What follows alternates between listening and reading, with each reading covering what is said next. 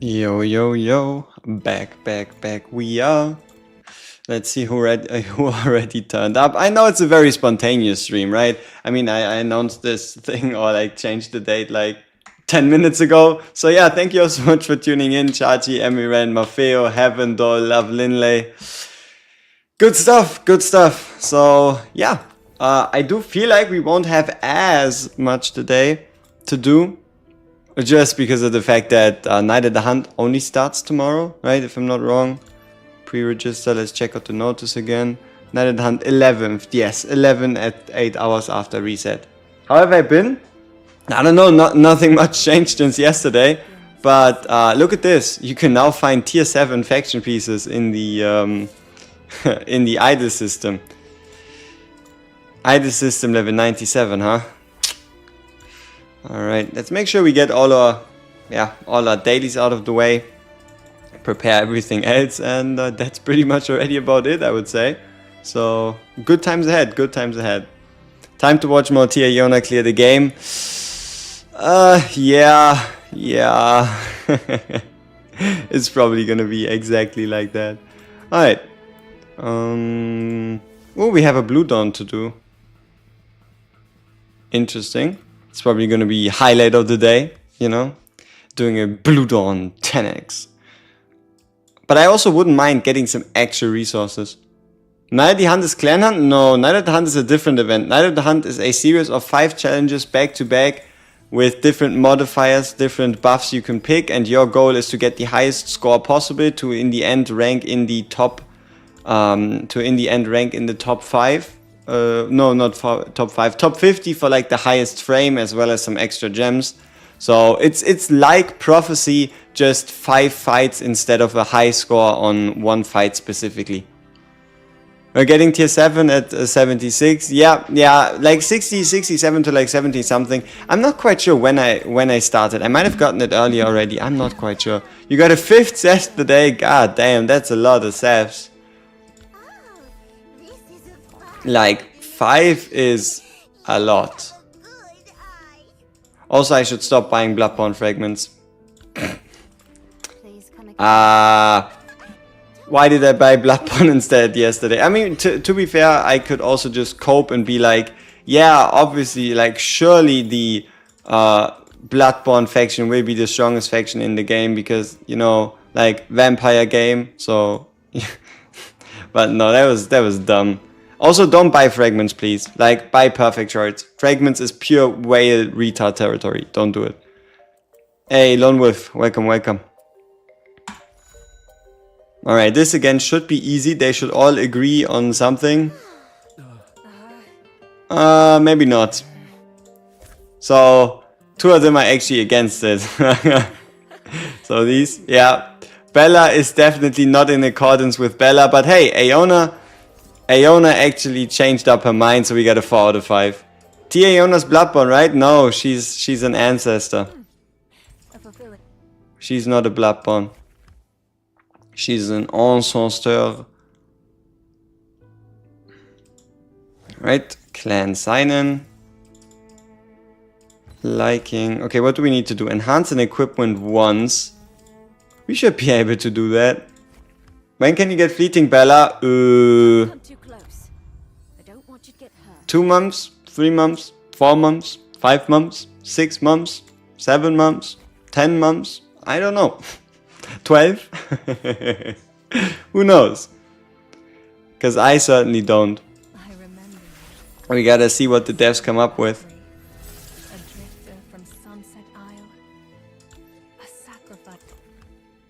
You wish there were more opportunities for clan coins?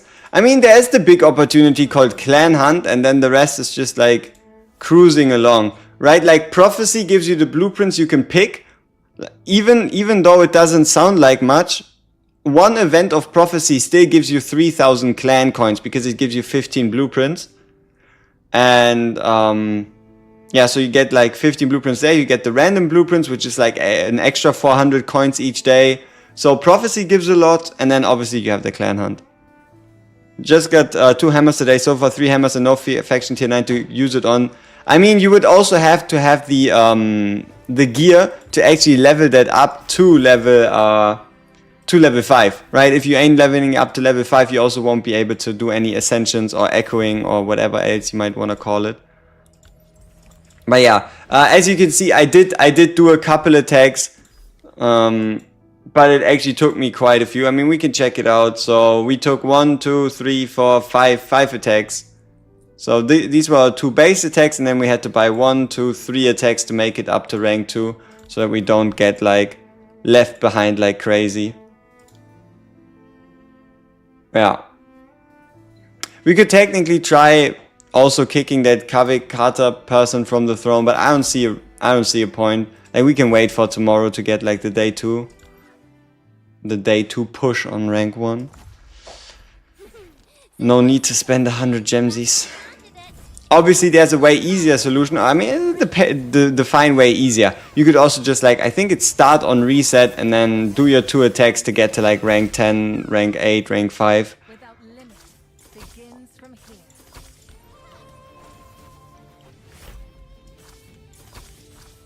I wonder if I have any like crazy people in my bracket. I certainly didn't spot any yet, but they could all just come from like, I don't know, rank 50 and just rank up. Oh wow, the laurels actually give attack speed and magic damage? Oh no, it's not as if we needed any extra attack speed on our Tiona.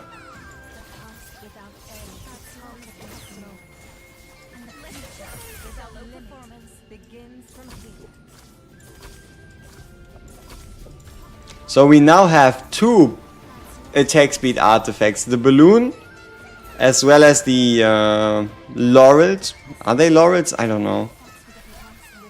But it is indeed extra attack speed. Lead, physical damage bonus, we don't need that. Oh, even more attack speed. It might be physical damage bonus, but it's more attack speed. So how much attack speed do we currently have on Timeless Iona?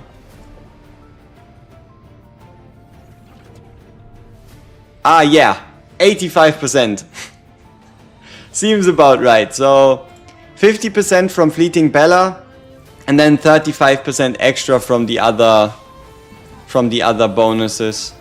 So I think 10 from the balloon. No, 10 from the balloon, 10 from yeah, this is 10. This is 15 and this is 10. Yeah, so that's where the 35% come from.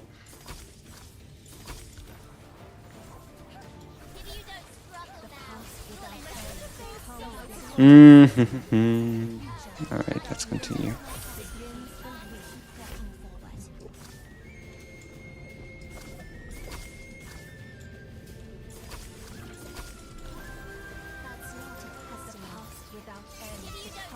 Not that it matters, I think Helsing is better here. Oh, absolutely. He just has longer range. I'm not quite sure how it gets calculated, but Van Helsing with his basic attack, or like with his ultimate, when you ult with him, does have a longer range. You see how we have a like in the frontmost section? Like Iona's max range should be right about here. Like kind of where her laser stops, and then we would have to, for example, activate like a Siren if we wanted to increase that range any further. But yeah, it truly doesn't it truly doesn't make much of a difference, does it?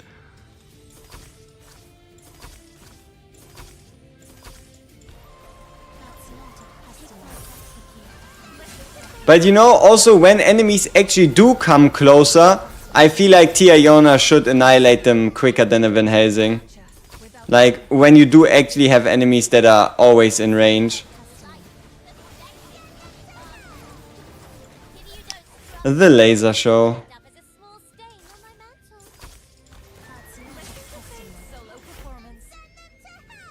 Gold.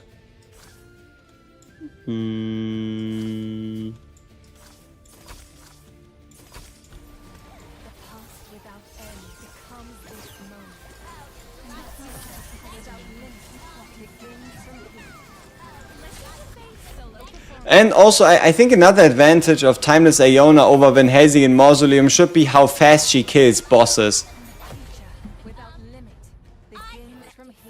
Yeah, there's something very amusing about playing a game mode where you don't even see what the hell you're meant to target. It is it is a different kind of flex. Hoarding is not my forte. And I always feel like some dreadful things might come crawling out. Oh yeah, today is tower day. We can push every single tower. Oof. We shall release them from their torment. I kind of feel like not using her. just because I can, but we can also just speed everything up. I mean, to be fair, we might just be finished before we get to 4 cost regardless.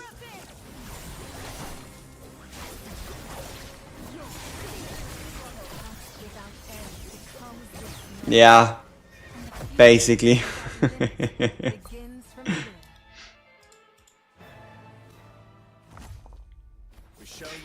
What do you think? Is there like a max player level, or does it just go towards like infinity?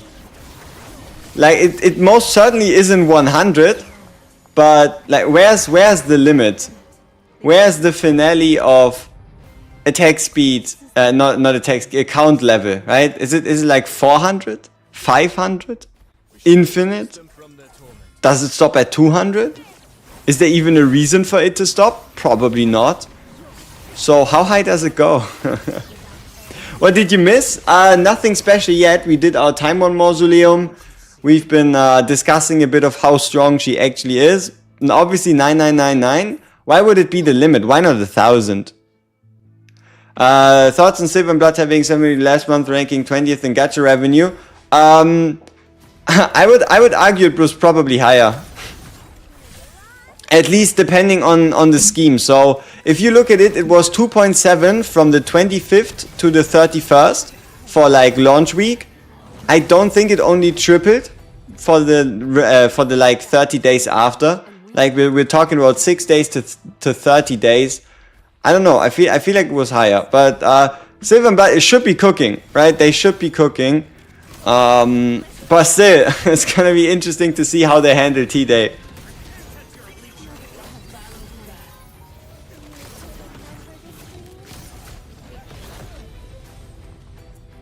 Yeah, 1000 wouldn't be as cool as 999. Hey, Janet X Gaming, welcome.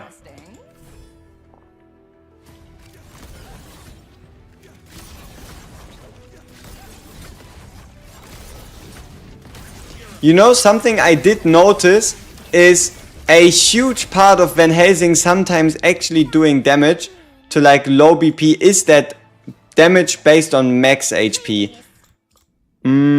What do you think is the genuine fix if I were a dev? I said it before, make everybody better, like increase the damage output of everyone by like 25% and increase the difficulty of content. Or I guess keep the difficulty of content the same and then like increase the difficulty of content moving forward. Just like raise everybody up so she doesn't stand out as much anymore. But no, where was I? Yeah, exactly. This part right here is even more important than you might think. This one right here. When Aeona reaches 100% of max HP, each basic attack deals additional damage equal to 4% of the target's max HP. Because the way this works is you notice it during Crucible. So during Crucible, what I did is I faced a Van Helsing on level 130 with a level 192 Transcendent Hearty, and that Transcendent Hearty only took like 700 damage, but the moment he actually triggered Renegade Roulette, she actually took like 12,000. So this damage seems to like go past any like great defenses, or maybe it just invaded the defense cap as a whole. I'm not quite sure.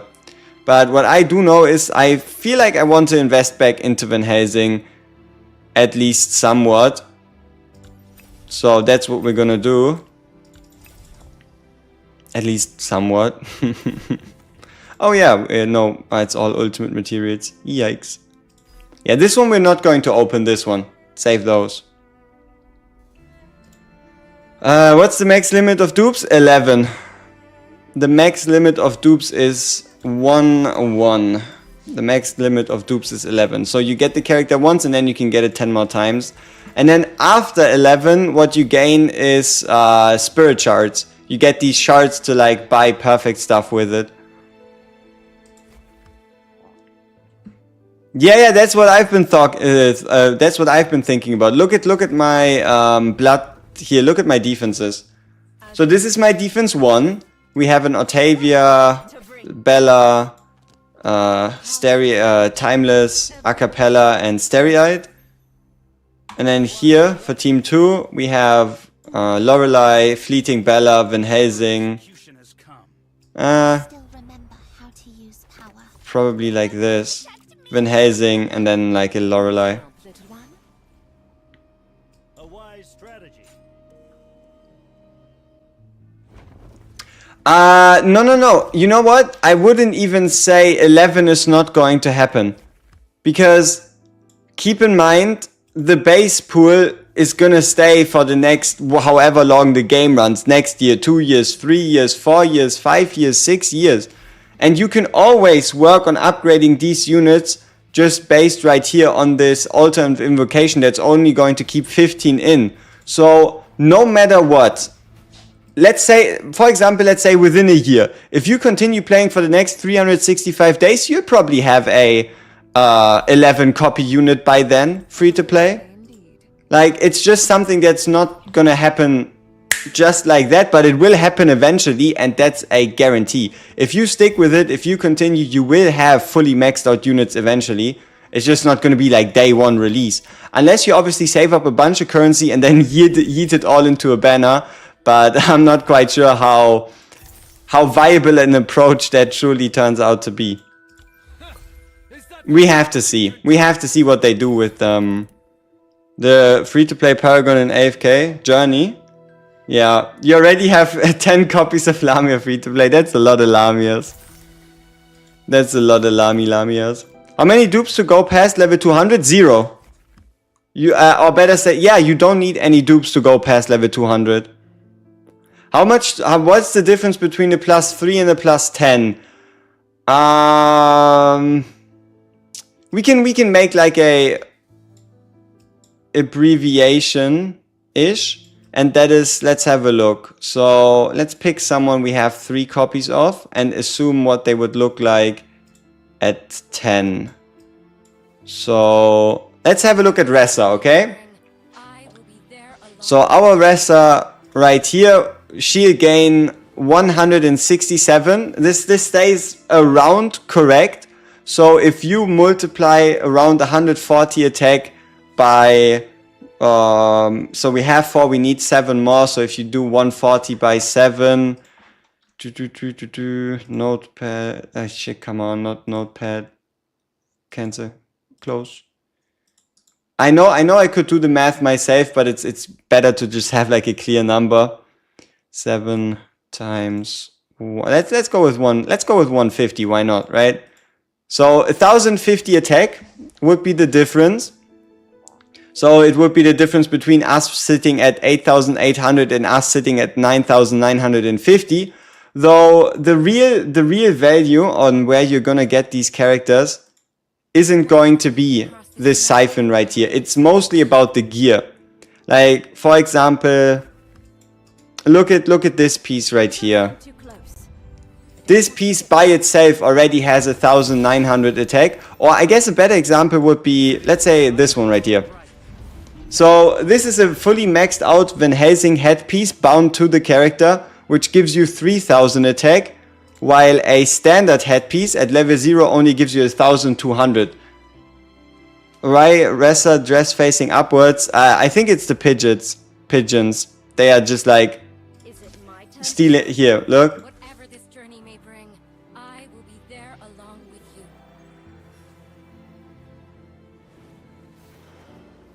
See, it's the pigeons, naughty pigeons. It seems like the goal for free to play is 4 copies to get max affinity. I mean, you know, on a non-limited character, you only need 2 copies. Like, for example, if we had a Lamia with 2 extra copies, we would also be able to go to level 30 affinity. So it's basically the baseline can go to 10 and any copy after increases it by 10. So the limit for standard SSRs is 30 and the limit for limiteds and ancestors is 40. My own existence begins to blur. Thinking of you gives me the strength to go on.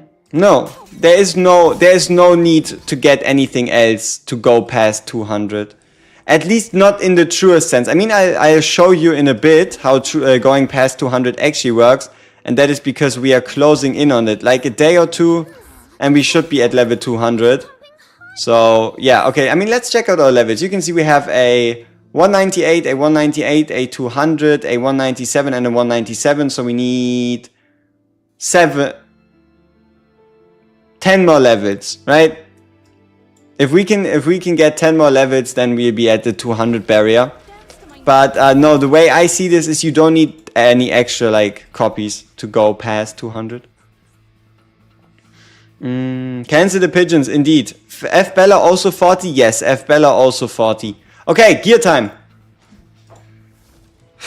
We did, okay, let's see. Did we do everything we were meant to do? We did the puzzle stage. Cosmic Singularity. Let's not forget about this one. That's actually some good amount of resources.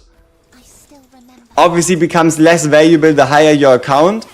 Still doesn't mean it's not incredibly valuable for people that aren't as far.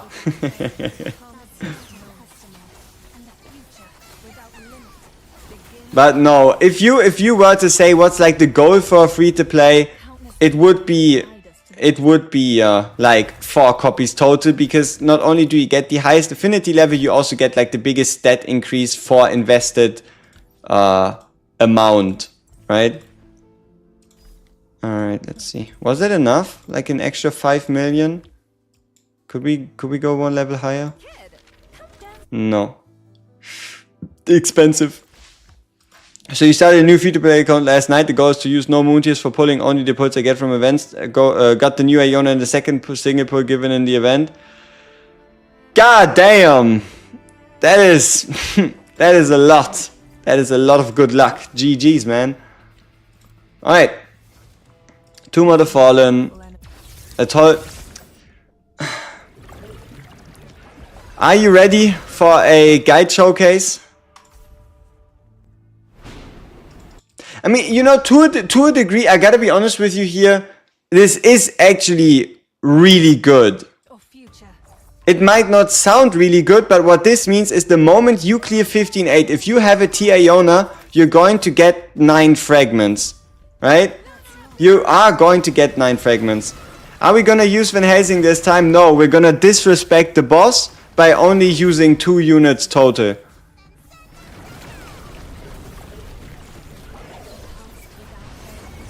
But maybe we should have been using Van Helsing.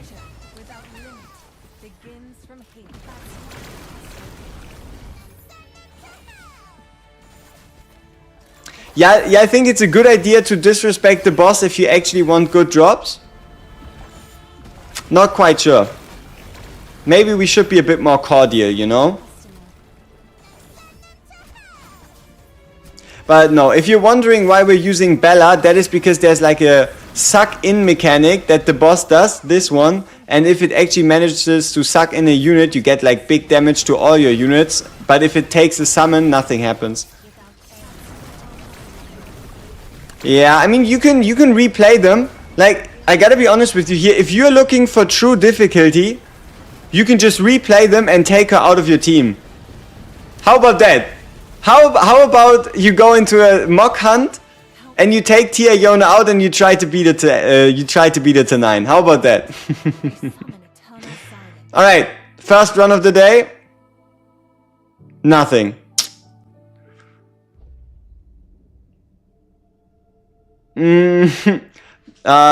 Wait. What's your player level, Eddie? Or better say, what's your unit level?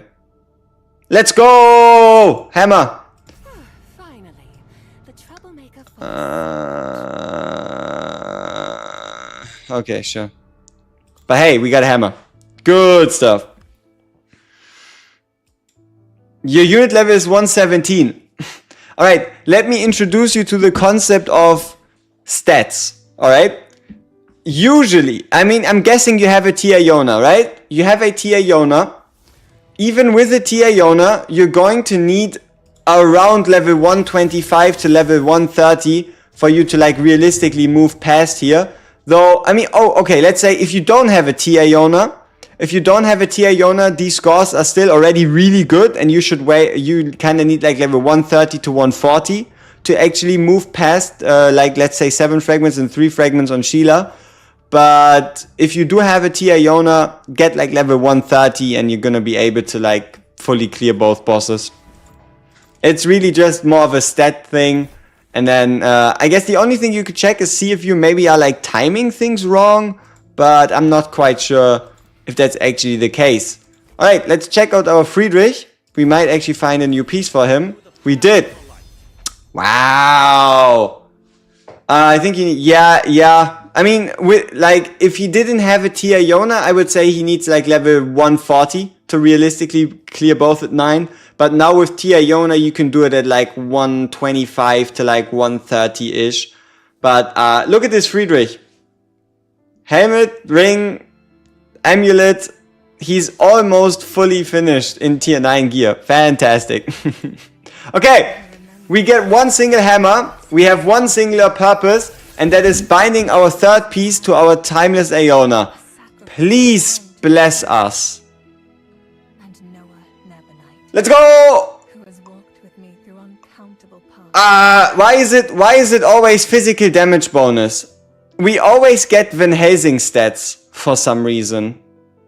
Like, for some godforsaken reason, it always gives me physical damage bonus. Like, look at this. Physical damage bonus.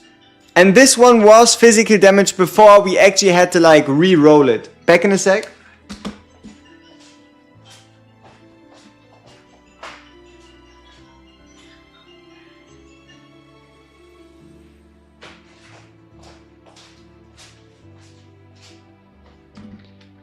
What do you need for recast? Also only the hammers. I would have to pay a hammer to recast the full stats, and I could also refine, which would be re-rolling the values of the stats.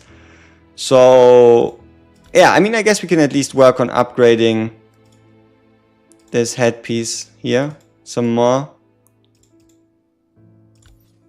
I'm gonna keep the tier 9 headpiece though, so we can slowly build up some more light armor sets. We have 1, 2, 3.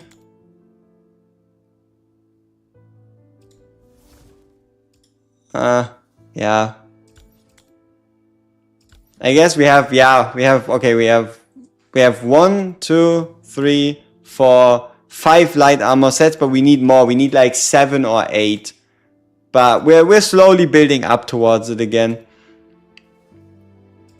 Who else can increase attack speed besides for Bella? Just get the Eye of Truth and just let her increase attack speed on her own, right? If you don't have a fleeting Bella, just work your way towards the Eye of Truth level 5, and you're gonna get the attack speed from there. No point. There's no reason to run an Amy, and even without an attack speed increase, she already like melts. Sunset Isle, a sacrifice bound to the seal, and Noah Nebonite, who has walked Yeah, with me so again, if you have any kind of resources, invest into the basic attack first and foremost. Like this one could stay level 4, this one could stay level 4, invest whatever else you need, whatever else you have into the basic attack, because that is where the true value comes from.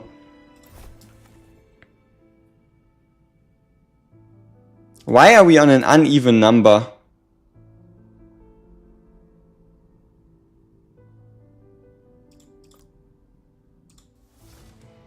facing a powerful enemy.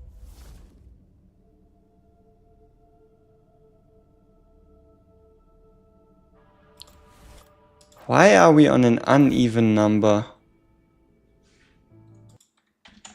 Calculator. Alright, let's see. Achievement? There's an achievement that gives you Damaged holy armor scrolls?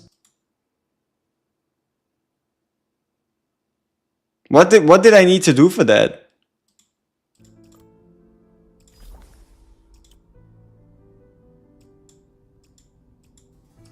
You sure? 18.5? Oh, you're right. Now that is just weird. Yeah, that just feels weird. It like threw me off completely. Yeah, no, all good. Yeah, it's this one right here. Clearing 18.5 and then like chapter 37 yielded you 10, yielded you 50 pieces. Man, I was questioning if I missed the day of drops, you know? If I was like slacking crazily. But apparently not. No, apparently not. Okay, we have 2 more towers we need to get through. Can I ask what's your skill priorities on Acapella? It's very simple. Ult above everything, ignore the basic attack past level 4, and upgrade the special if you feel like it, but you've got better things to invest those resources in, like for example Tia Yona's ultimate. But yeah, Acapella ult is up there. Slacked off a day? I would never. I would never. We haven't slacked off in a day. No chance. Wanna know why? Because we've been streaming every single day since release. So you can hold me accountable. You've seen every single day of this account. So there is no way we've actually skipped one. We have video evidence. How's it going? You got my 4th tier Yona copy today. Of course, hard pity. Ouch. But you know what's good? You didn't have to live through what I lived through, which was we got our last tier Yona copy on hard pity that coincided with our standard SSR pity, so we actually only got 1 SSR instead of 2. We legit got a pity SSR stolen from us. 4 days since the fallout. What's happening? Oh, that's just the way I like to call it. See, Tia Yona is so strong that I just like to term her, or the day she released, as T-Day, right? I just call it T-Day, and T-Day stands for Timeless Iona Day, or Timeless Day. And because she's so strong, she basically upended the meta herself. I'm just referring to it as a fallout, as if you would have like a nuclear explosion, you know? It's just because of the power level of Tia Yona, and I feel like T-Day is gonna be something you can refer to. Like, for example, in 3 months, we would be like, do you remember T-Day? And then we can all think back to like 3 months ago when Timeless Iona released and everybody just pushed everything by like 1,000,000 stages. How do you clear stage 17-8, the 8 masses? 2 things. You need two things. Number 1 is a Daikalo, and number 2 is another unit that can apply some form of sleep, crowd control, etc. Lorelei preferably. When Dracula drops is a D-Day, if he's strong enough, I hope. So what you do against the masses is you point a Lorelei to the bottom ones to sleep them, and then you use a Daikalo to sleep the top ones, and on top of that you just use Tia Yona to win. Imagine they release a better unit. Yeah, see, this is the problem, right? It's not something you can actually like realistically imagine. Like that would be some kind of abomination that just does what it does. The fuck is this? Ah, $100 for 120 kingdom shards. Interesting. Interesting stuff. As far as I can tell, these things pop up if you beat stage 40 or like 41. The bundles are such a giga scam. Depends if you talk about the ancestor one. Could you show the echoes of gears? Sure. My current echoes look like this. Oh, you mean the possible ones? I'll fix that for you. Let me get that real quick. Download. 1 sec.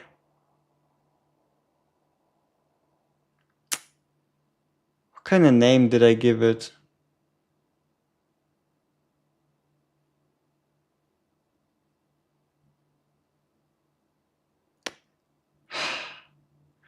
Blessings. Blessings is the name I gave it. There you go.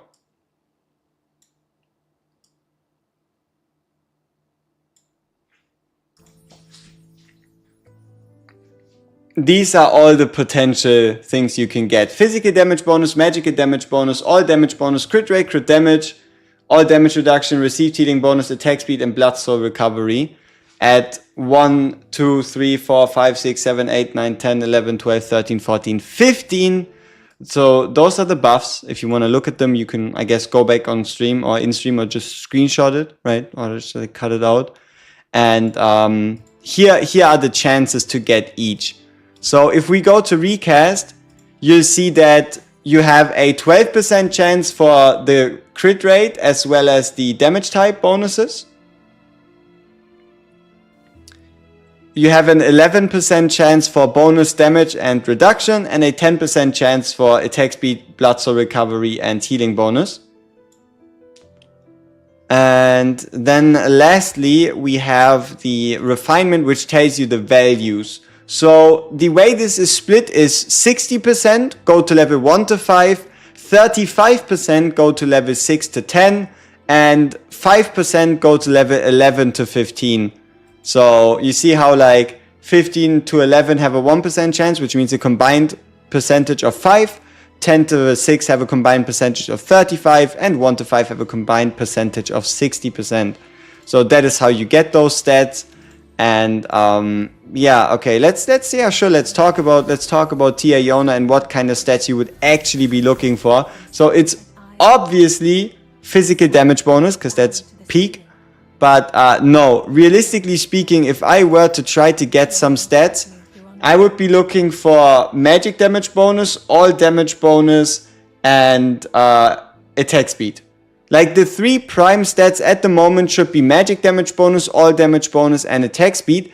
And the reasoning for that is, as good as crit rate and crit damage are, we don't yet have enough sources of gaining crit damage. Because not only can you, or you should not be using the Philosopher's Stone on Tia Yona, so you lose out on a 12.5% there. You would have to run in a cappella for the extra 20%. But you would still only be looking at, let's see, you would still, come on, give me the full stats. You would still only be looking at a 5% base. So 5% base, let's assume you get, I mean, what was the highest value? So let's say you get 8% crit on every single piece, right? 8% times 4 gives you 32%, makes this a 37%.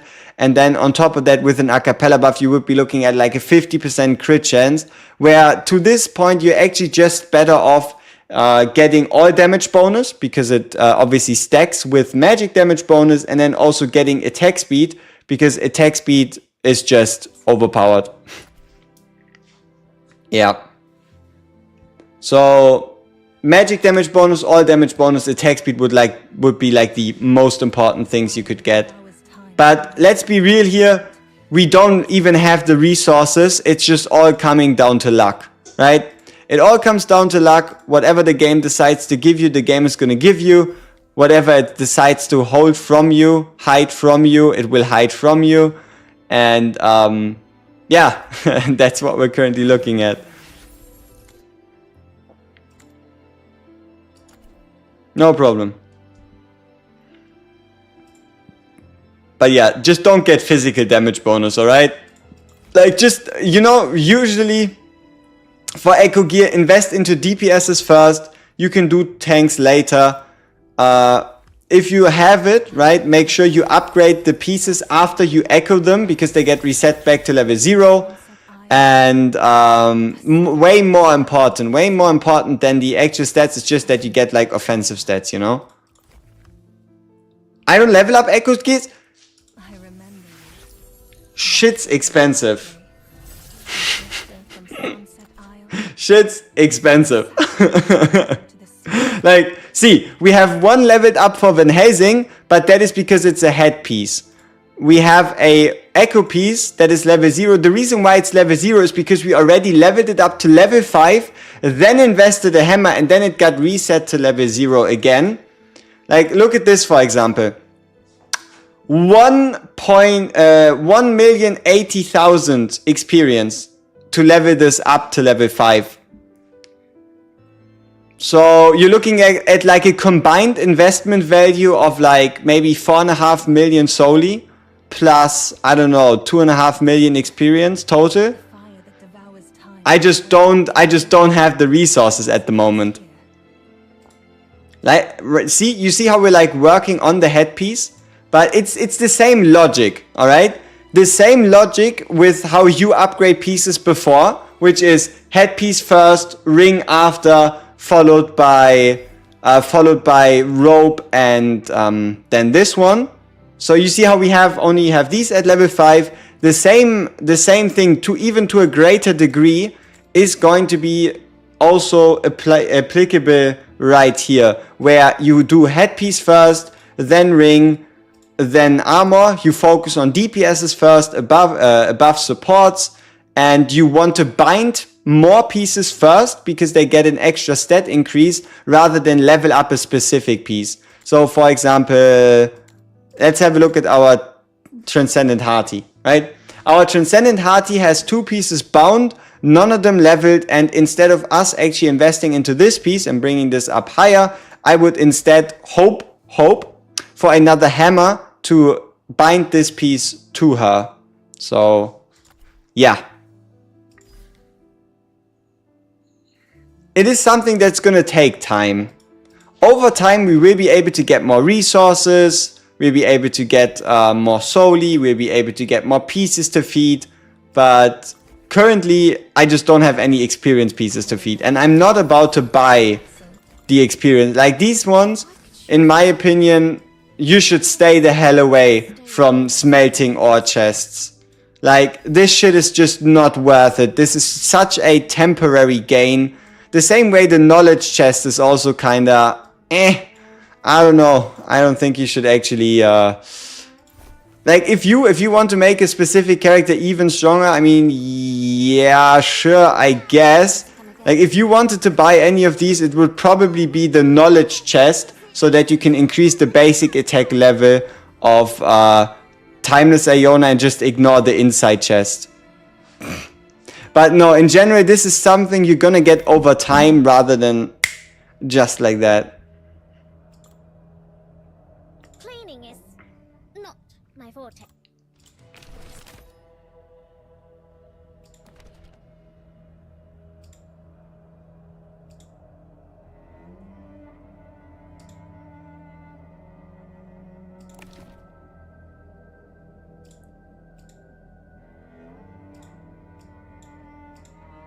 Are we finally ranked?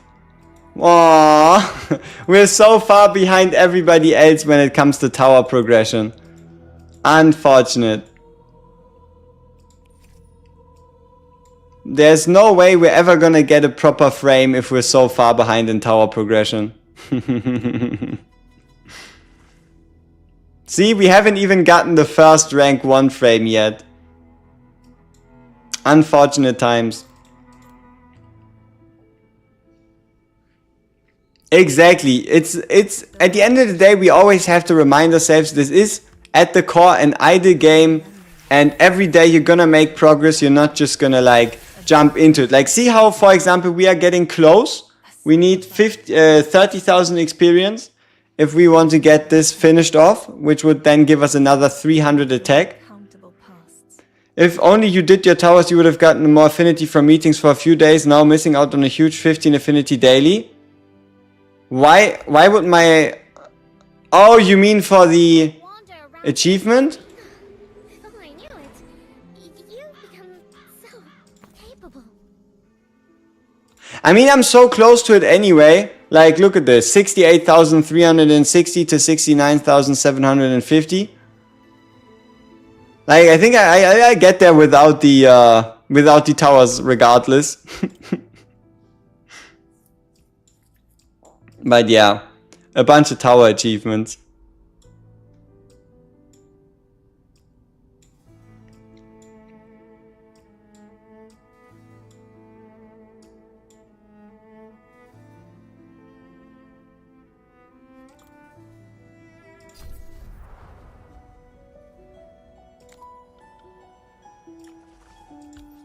Oh, we can actually push hard campaign.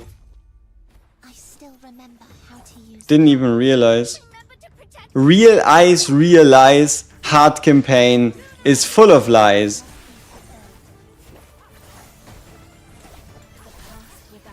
Bzzzt.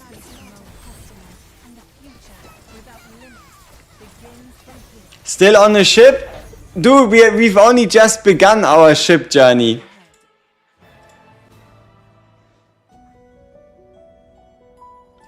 We've just begun our journey on the ship. Any tips on defeating Joanne in chapter 14.4? My BP is still low, I'm level 136, can I try a different strategy and it doesn't work?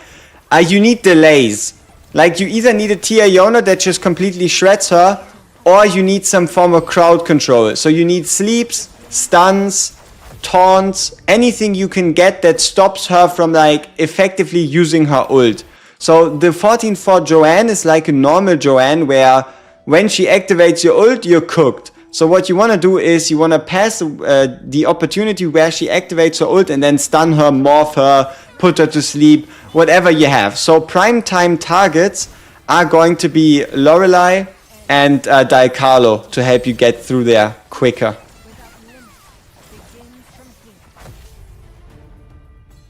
Did we overdo it?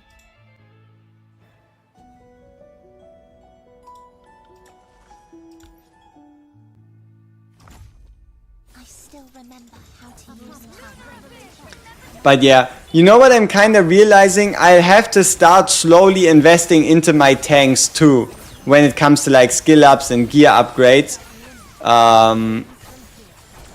Because my DPS, my highest DPS, right, my Tia Yona is at like 30k BP, and then my my tank, my Bella is at like 21. But I don't know. I'm not even quite certain where all this like crazy BP drop comes from. You're stuck on 14.8 and the mages just wipe your team. I don't have a Diacarlo to stun them and Bella doesn't get off in time. And it's 16k BP def and have a Tia Yona, no idea what to do. What you could try is, so alright, the mages target the furthest away unit. So what you can do is build your team in a way that they target Tia Yona. Spread out your team. Have Tia Yona be the one that the mages send these things on, and she should survive because of the 200% HP shield she gives herself in the beginning. I would say it's probably gonna be worth it even without fleeting Bella, yes. Like, at least from my experience at the moment with Tia Yona, most of the time you don't even trigger any fleeting Bella ults. You could just support her with an acapella and maybe like a Starry-Eyed, if you truly needed to. Like, if you want to start a second account, just do so. Like, start a second account, try to get a Tia Yona, potentially multiple, and then see where it takes you. Trying to push chapter 13 with 10k deficit and the mobs are strong as fuck? Yes! A 10k deficit, you have to look at it in percentages, right? So, starting from like a 10% deficit, you're looking at, I think it's like 10, then 15, 20, 30, 40, 50% stat decreases, right? The bigger the BP difference, the smaller your actual stats.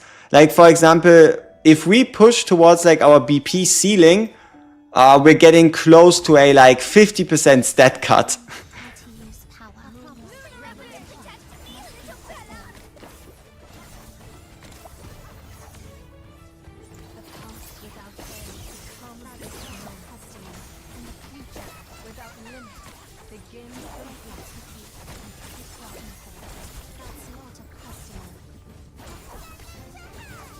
You need help with 15.3.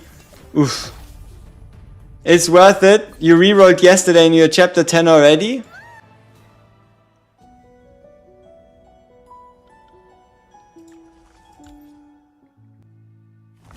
Yeah, I mean that's like one chapter further than I think what we had before as like standard progression with an event if you tried like real hard. It just depends, right? Either yes, cash money, no, and also how many Tia Yonas and how is it looking with acapellas and bellas.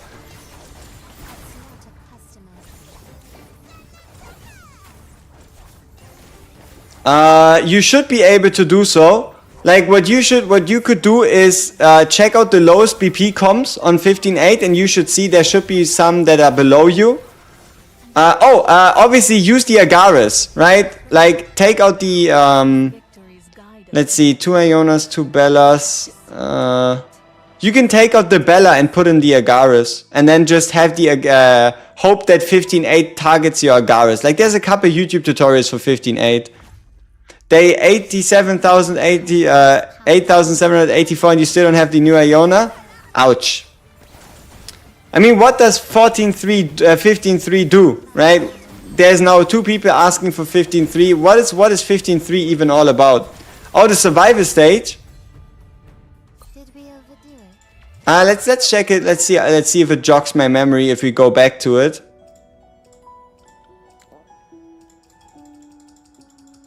No, we haven't yet gotten her on the free to play. I mean, this is easy. Supposedly, what you can do, exactly, just send F Bella into the Archer. Just send F Bella into the Archer. And then the reinforcements will come in and just take care of the rest. Yeah. And just use the archers, use the use/abuse the mechanic of Bella to go into a allied unit and become untargetable to wait until the reinforcements arrive. I still remember how to Those 15.8 bosses for items are squishy against Tia Iona? Yes, yes they are.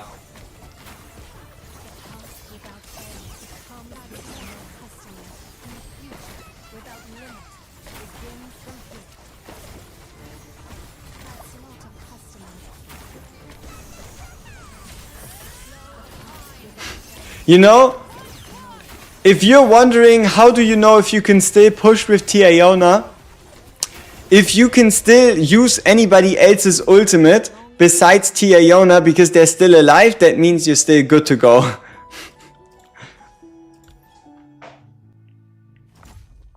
I still remember. Oh no, it's Bob. Remember to protect me, little Bella.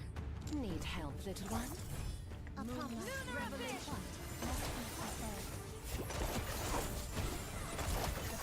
Without end comes this moment, customer, and the future without limit Hey! begins from here. Hey! Stop it! Leave my Tia Iona alone!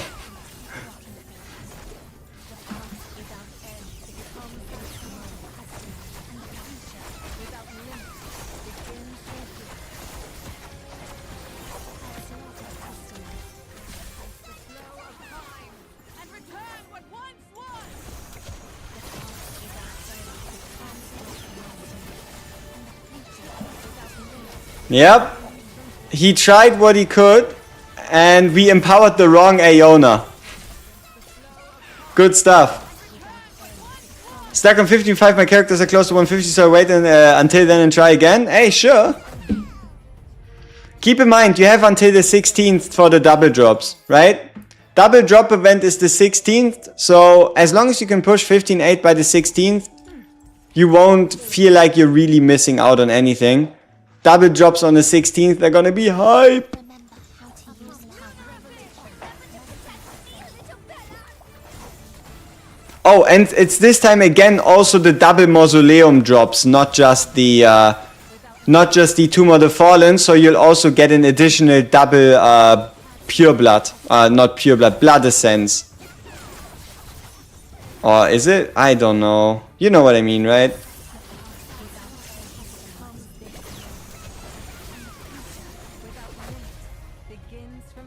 I'm so not gonna get past 15.8 by the double drops. Then do it after and be prepared for the next double drops. Like, keep in mind, you don't have, like, the moment you beat 15.8, you won't have any incentive to push anymore regardless. Just see it as like the goal you want to get to and then you're done, right? Like, there's not necessarily any like crazy rush needed to get to 15.8. You'll get there and after that it's all gonna be RNG. Do you get any good drops Do you not get any good drops? Who knows?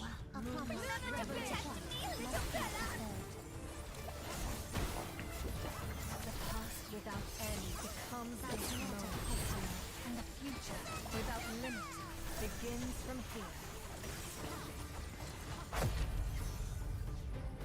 Did we overdo it? Pass 15-3, haha, good job, man. So now the gate should be open to make some more progression. Hey, Yokira, welcome, welcome. How to use power.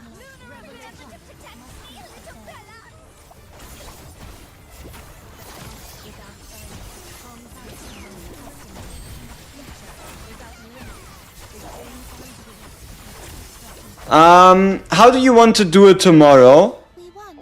So tomorrow we get the next Night of the Hunt stage. What would you like to see?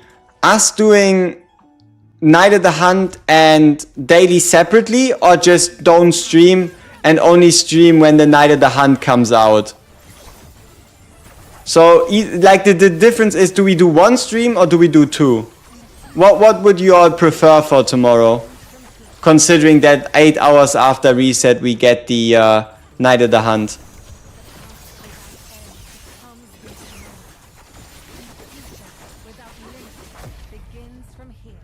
Because at least then the Night of the Hunt stream would really just be Night of the Hunt. I don't know if that's good or bad, but it would definitely be that case. I still remember how to Just one during Night of the Hunt? Okay. Two? I mean, sure, let's turn it into a poll, cause why not, right? Let's see. Tomorrow 1 or 2 streams. 1 daily plus NOTH versus 2. 1 for each. Seems good enough. 2 short ones? Seems about right. It will probably end up being 2 somewhat short ones, unless we take it on the free to play too. Cause man, we need to do some stuff on the free to play. I guess after passing 15.8, you're starting to get good rewards. Still at 15.3.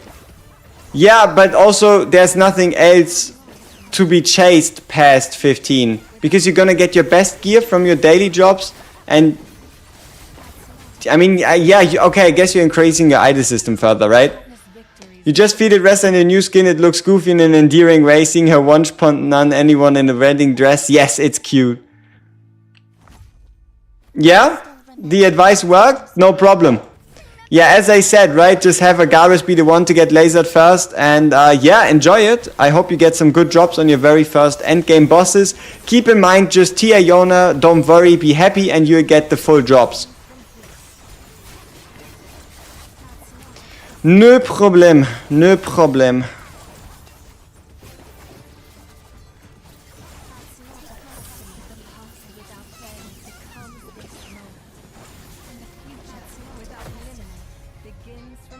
Did we overdo it?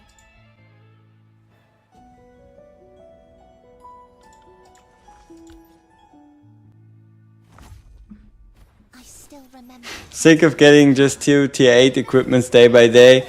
Yeah, you're gonna make a massive jump, because not only are you going to skip tier 8 faction completely, you're also going to skip normal tier 9 and go straight into tier 9 with faction, with the potential of getting tier 10 if you get a hammer. But I gotta be honest with you here. I really like the approach they have to you getting gear. Like, at least for now, there's still like no way to buy extra entries for the Tomb of the Fallen. There's no stamina system. There's nothing crazy like over the top where you could just spend $1,000 and like finish gear already. So I like that.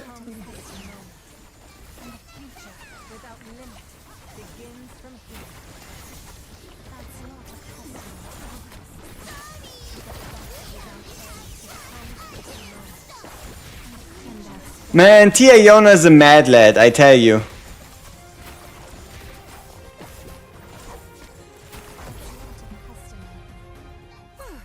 Finally, the troublemaker first. You went from 70k to 78 in 2 days and you didn't even get a faction tier 9. Yep.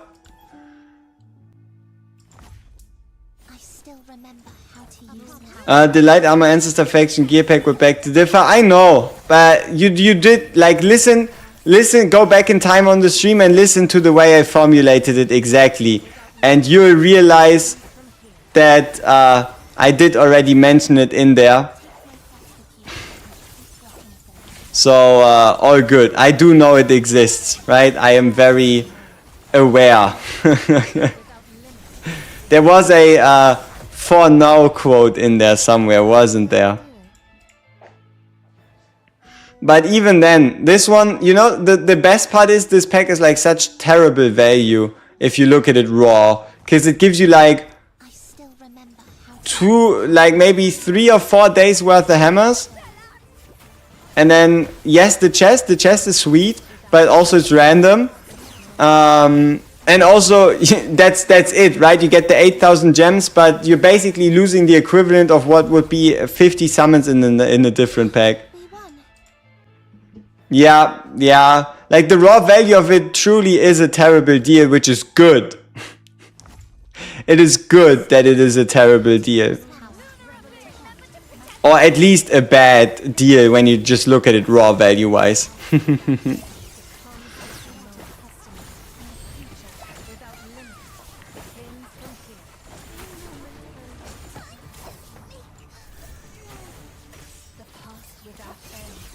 I don't know. I don't think we're gonna get a Tia Iona nerf. No way, no.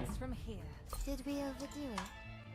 At least not in a way that is actually a nerf. Like, the only thing I could see with them being like, Tia Iona has a different, Still remember. like, that somehow there's an abnormal attack speed calculation in her ult. But even then, no, I can't see it happening. So if that is what keeps you awake at night, you don't really have to worry much. That's not a custom.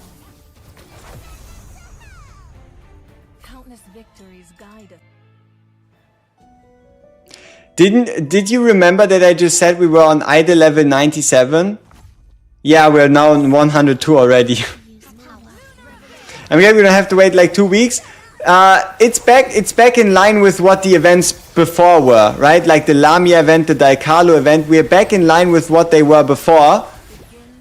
The weird thing was the summer event had one campaign for 2 characters, with one campaign not having a nightmare mode completely, like total. So that's why we had to wait 2 weeks instead of just 1. I still remember how to use power. You got a Tia Iona on 120 pity, but you got 2 Lemines, 1 Hati and 1 Seth in between. Dude, have you like subscribed to like an ancestor pass or something?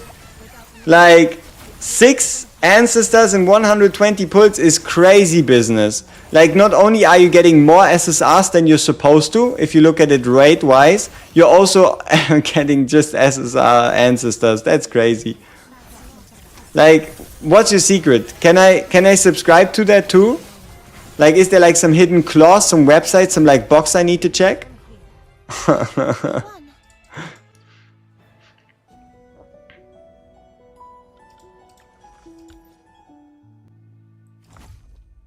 I still remember how Bro is indeed moonblessed, yes.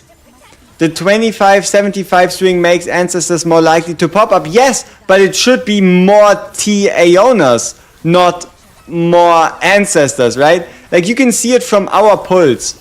We pulled 11 T Aeonas and 1 Seth. And that's it ancestor-wise, right? But I'm also never lucky with ancestors anyway, so I guess you could just blame myself for not getting ancestors. Don't know, bro. I actually thought just give me the right ancestor. If you start complaining about pulling ancestors, that's when you go down a deep dark spiral that it's hard to return from. A6 and 220. God damn.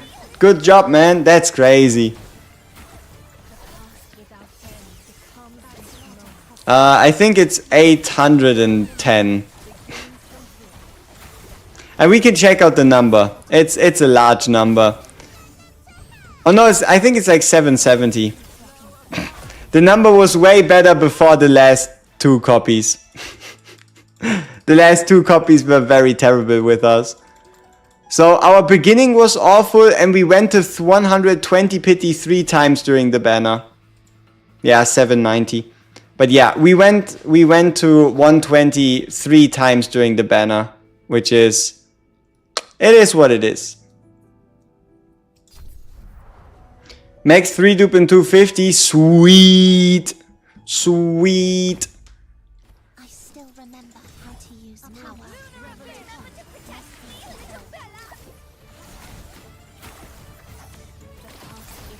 How the fuck do I make F Bella buff Tia Iona on PvP? So it's about distance. If Tia Iona is the closest unit to F Bella by physical distance, F Bella is going to go into Iona. So the easiest way to do that is to make sure you have your back line be only Tia Iona and only F Bella, and then F Bella is going to go into Tia Iona. Yeah, you're about to turn to the dark side. May the force be with you. Yes, exactly. Stay away from getting sad about ancestors. It's not healthy.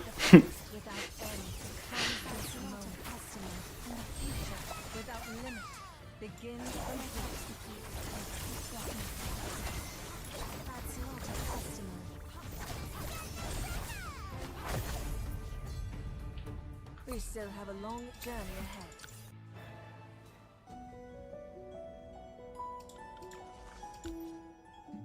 The amount of stages we're pushing right now is crazy. No problem.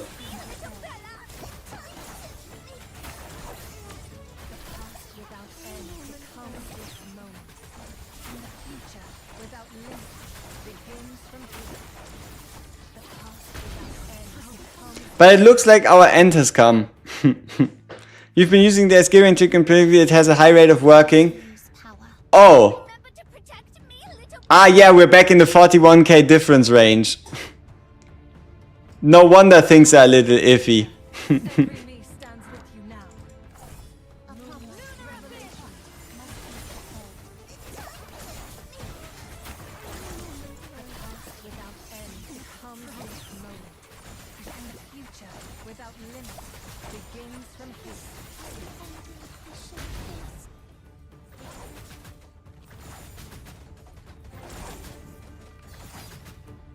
There's a lot of damage. Your old orders are all messed up in the new Crucible season. I mean, it's not like you can actually set old orders. Like what I thought about, maybe Crucible is based on in which order you put them into the team or something. But yeah. I still remember how to use power. Remember to protect. But now is the free to play and broken after 120 pity. Should I save or go summoning for more till last day? How about you save until the last day? Right? Like, how about you just save your summons until the last day and then make your decision? Or like, give it a day or two of rest just to see what actually ends up happening with like the next character and such, right? Like, you're not in a rush. As long as you summon before the banner ends, you're golden anyway. Where's Lorelei going? What is Lorelei doing? Who knows? She's on an adventure past our understanding. But we're still gonna win. Probably. Man, Tia Iona, you're so stupid. You're so stupid. What are you doing, man? Ah, goddamn you, Tia Iona, you're so stupid.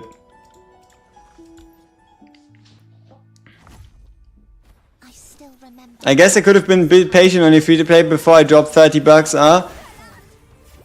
As long as you, like, if you intended to play this game without spending money, as long as you now don't drop down a slippery slope of spending more and more, then you're still good, right? Like, it's not like you can turn back time. Just accept it, deal with it, and yeah. God damn you. As I said, Tia Iona is, yeah, she is the meta. She is her. She is her. I still remember how to use power.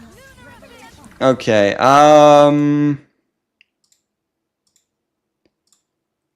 let's see. Want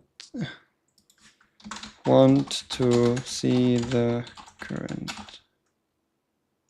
state of the website? Question mark. All right, there you go. You have a poll you can answer if you want to. Obviously not required, but yeah, I check it out, and then depending on the result, we'll actually have a look. We'll actually have a little look, and you can give me some feedback if you want to.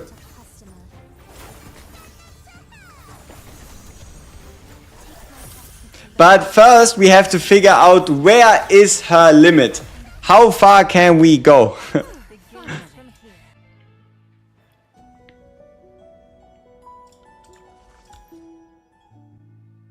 Are we currently the lowest guy to push this? We have 129,000 and the lowest is 132,000. So yes, we are in fact the lowest to push this. Haha, good stuff. Also, I feel like we should swap up our Lorelei positioning. She's going to weird places, right? Like she's moving into weird areas. I'm not quite sure how to feel about that.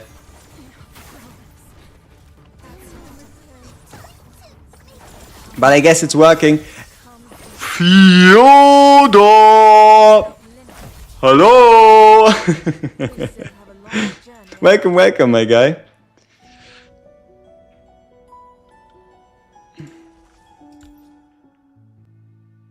Lost the free-to-play tag. Rip. Rip, rip, rip, rip. Sometimes thinks, how would we have started clearing hard mode if not for Tia Yona? How are we going to have that much BP to fight? Maybe some new things to increase BP. There could be more upgrade systems in the future, but for now you have Echo Gear to work on, right? Like, keep in mind the BP increase of going from tier 9 to tier 9 faction to a tier 10 piece is massive. Alright? Like, look, I mean, let's have a comparison look, okay? Just as like a bit of an idea. So the way we're going to do this is, look at this. We have 19,330 BP. And we add in the tier 9 plus faction, but it doesn't affect us, right? And it goes from 29,330 up to 24,345. So that's 4,100. Now we go to Lamia, and she already gains 5,700, even though it's only one piece matching. And now for Van Helsing, he only gains 2,700, only 3,200, and that is because he already has this piece bound. This piece is such a big chunk of BP. I mean, look at Van Helsing versus Lamia. Lamia's at 21,619 with 775 fully maxed out. Van Helsing, one level lower, 456, 2,000 BP higher. Do we prior upgrading tier 9 or leveling the character? Level is always better. Level is always going to be the king of BP gains. Like level over everything. Yeah, like one of the best examples would probably be our Hearty. Our Hearty is 2898 and we only gain 2,400 from the right side pieces. And then let's see, the difference between a faction stat piece and not a faction stat piece is 22538 versus 22898. So extra 300 BP right there. And then obviously binding a piece is going to give more. Yeah, and see, we can even equip the Eye of Truth on Van Helsing because he's artifactless, right? So, you see, now he's at 24,306, and then with gear, he's at 27,565.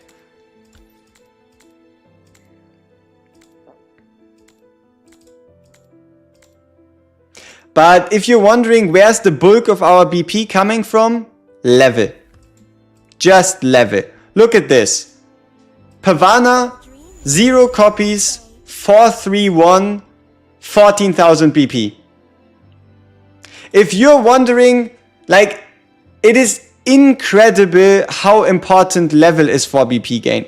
Everything else is nice and all, but this completely uninvested Pavana without any greater upgrades is probably higher than some of you have as your max BP unit. And that is just simply because of level 198. Like, level is king.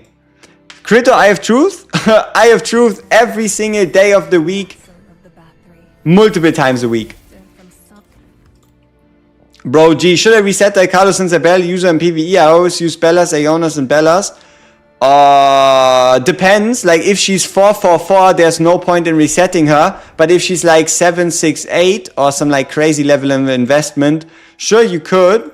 You could try and reset her and see if you can gain, see if you can upgrade your Tia Iona. But keep in mind, basic attack over everything. Basic attack over everything. Let's do something.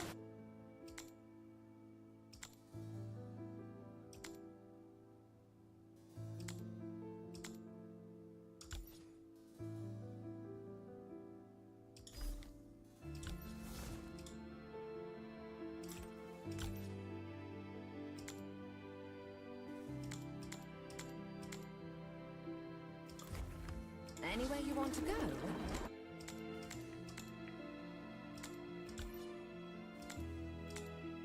Bound pieces go crazy. Does the item bounded can be unbound? No. See, this is where you have to be very, very careful. This is where you have to be very, very careful. The moment you unlock Echo Gear, you are locking yourself on only using that unit. So if you're still swapping around the loaded units, that's the reason why the only safe bet to bind gear to at the moment is Tia Iona. For everybody else, be more careful. You see, I only have 3 units, okay, you could say 4 units bound, but I have Van Helsing bound. That was before Tia Iona released. I gave him a single headpiece. I have Tia Iona now bound. And we have Tihati bound as like our prime targets. Because those at least are screaming relevance, right? On the other hand, we have one piece on the Lorelei. Because I'm a Lorelei simp. I like Lorelei. A big fan. We have some investment higher than you need to. And I also gave her a ring because I think it's kind of funny. Right? Is 94k BP enough to join W Clan 1? Let's check.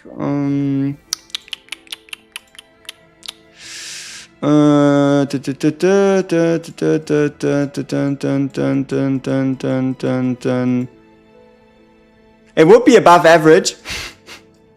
It would most certainly be above average. But I gotta be honest with you here. It depends. It depends. We're gonna do a big shift once we get Clan Hunt announced. But for now, these people that are in here were also there during the first Clan Hunt. So they also have, you could say, like elder privileges, right? They've been there for quite a long time. And that's the reason why BP isn't necessarily as important. Ah, ta-da! We beat chapter 6. But for now, let's actually continue pushing. And after that, we can check out the website to Rooney. 15.4 is... What is 15.4? Still remember how to use Is that Theophane? No. Or is it? I don't know. No, wait. What is... For those of you that are still struggling with chapter 15... What is that stage? Help. I need more intel. I need more information. Yes, it is Theophane. Get rid of the mages. Like, make sure you use the trial unit and you get rid of the mages? Past or future, every me stands with you now. As you wish. I still remember how to use power. Remember to protect me. Must be fulfilled. The past without end becomes this moment. Testament, and the future without limit begins from here. It'd be funny when you finally break level 200 but get leveled down for every event. I can't wait. But okay. I feel like we've once again reached her limit. The way we can check this is pretty simple. Not only are we 43 kbp down, but if we go into the stats, you see our timeless Aeona attack is tiny. It is very, very tiny. 8,500. For reference, our timeless Aeona, before the stat drop, our timeless Aeona actually has 17,800. So we're dropping by over 50% stats again. And yeah, we aren't really probably gonna make it any further. This is again where we chill, level up everybody else a bit, maybe bind a piece or two. I think we've pushed far enough. We've pushed far enough.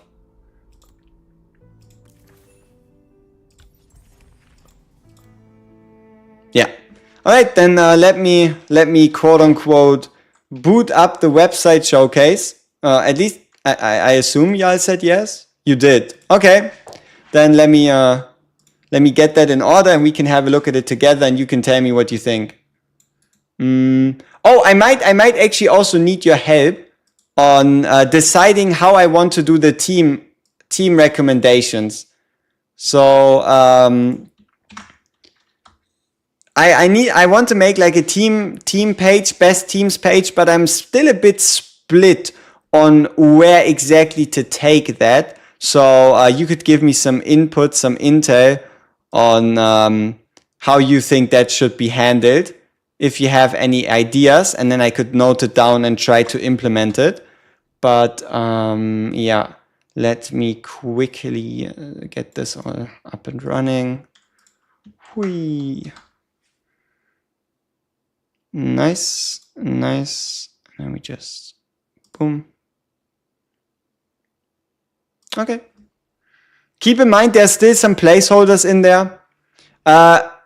Has someone found how much stats drop per less BP? Yes, there's a chart. I think it's from KDeath,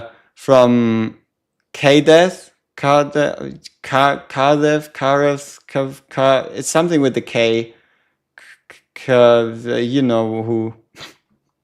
You know who I'm talking about, probably.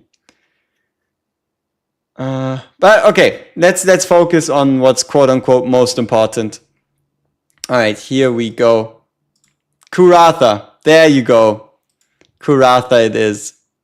Bam, bam, bam. Am I blind? I might be blind here, people. Oh no, I'm not blind. Ha! So, here we are. Ignore this, right? Placeholder, placeholder, basically placeholder, placeholder. But this is the look we have. I tried going with like a similar look to how Silver and Blood looks. So like blacks, reds, grays, some like bluish grays. But yeah, we have currently we have 5 sections. Let's start with the lamest one. Let's start with the lamest one, and that is this right here. Latest news right here for now, simply just displays like the last posted videos, right? It's like the last 6. That's what we can, what refers to latest news. Then guides obviously also still empty, but these 2 actually have content. So here we go. This is the current look of the tier list. So yeah, let's actually get some music going though. Very, very depressing. Very depressing. So let me go to YouTube Music and let's Because what I don't like is that the game, it just like closes itself. So give me 1 second. Your channel, boom, YouTube music, and then we just picked like the Silver and Blood playlist, which is this one, and we just put it on repeat. Ha ha ha ha. Ta-da! And then we go back. Looks pretty goof. That's rude, man. I tried so hard. Why is it goofy? Why is it goofy? No. Alright. T-Day is crazy. No, T-Day is exactly it. So we have like timeless tier, which is her in like this black dark red. We have top 5, 6 to 10, S, A, B, and C, as well as obviously Kane. Yes. So this is our timeless tier. And that's not all. We also have a ranking system for every single piece of content. So you have the all tier list, which describes the character in every single game mode combined. And then you have the story, mausoleum, PvP, Night of the Hunt, and prophecy. We're also going to be adding clan hunt, as well as Tomb of the Fallen. We're going to be adding clan hunt and Tomb of the Fallen to this one too. But yeah, you have those. You also have your filters. So you could, for example, look who's the best light armor enchanter. And you would see best light armor enchanter as of this moment. I'll still change this, right? Like this is not exactly the full update. Like for example, Van Helsing needs to drop. Basically Van Helsing needs to swap with Fleeting Bella. I think I could actually do that right now. If I'm actually remembering correctly, I should be able to do this right now real quick. By okay, let me actually make sure I close everything that's not necessary. Right here. Okay, and then I need to scroll up, and it would be right here. This should be FL Bella, and then FL Bella should swap with V Helsing, and then we save that. Alright, there you go. Updated. Ta-da! So yeah, we have all story, blah blah blah blah. You would be able to figure out which are like the best light armor units, all those units. Is Van Helsing bad or something?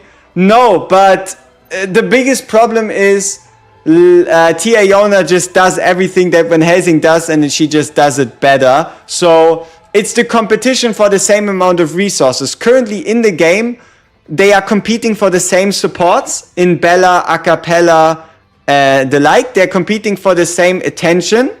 As in Van Helsing uses marksman resources, like the Crystal Ball, she uses marksman resources. They're competing for the same spot in the team, which is the main DPS in a basic attack focus team. So it's just that Van Helsing, he was number 5 before, but for now, he actually like dropped down because Timeless Iona exists, right?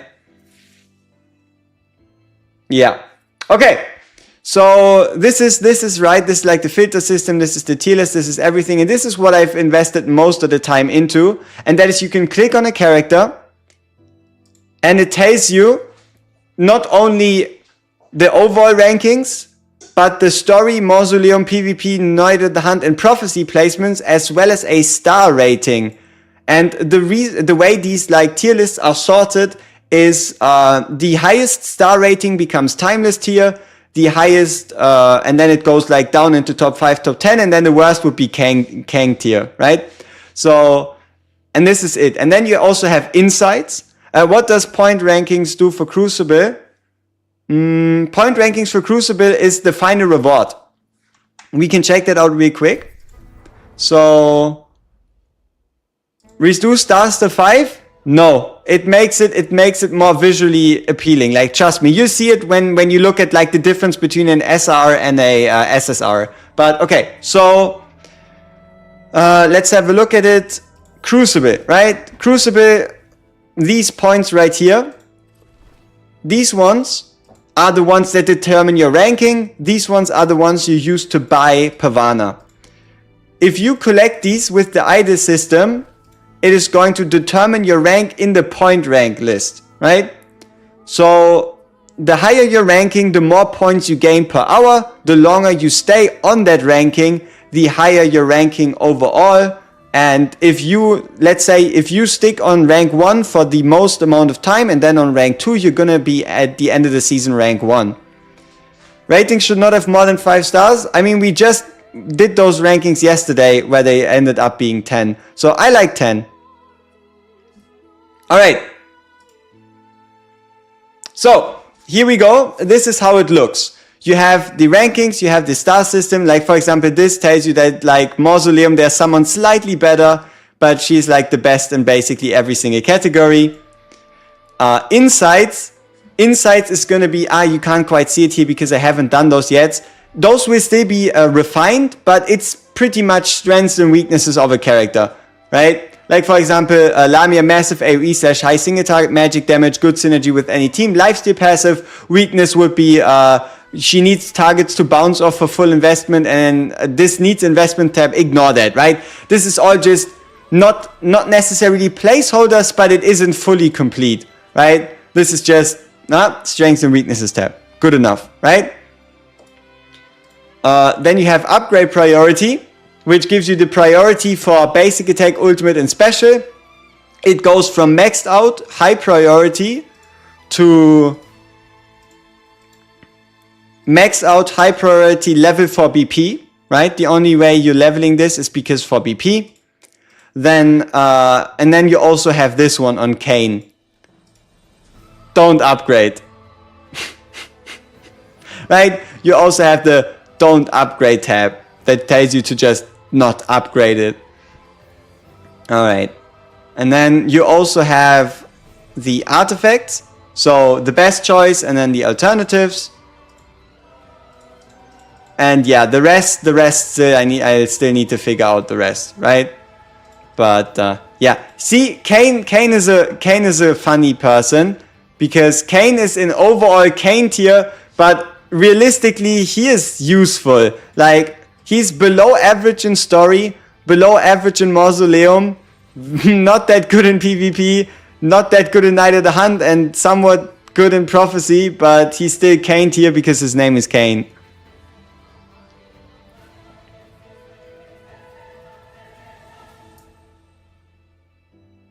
Yeah, but I don't want to change it. I like it. I mean, okay, let's make it a poll. You know what? Let's make it a poll. What, like, I mean, this is, you could say, quote unquote, a community website. So let's start a poll. 5 or 10 stars.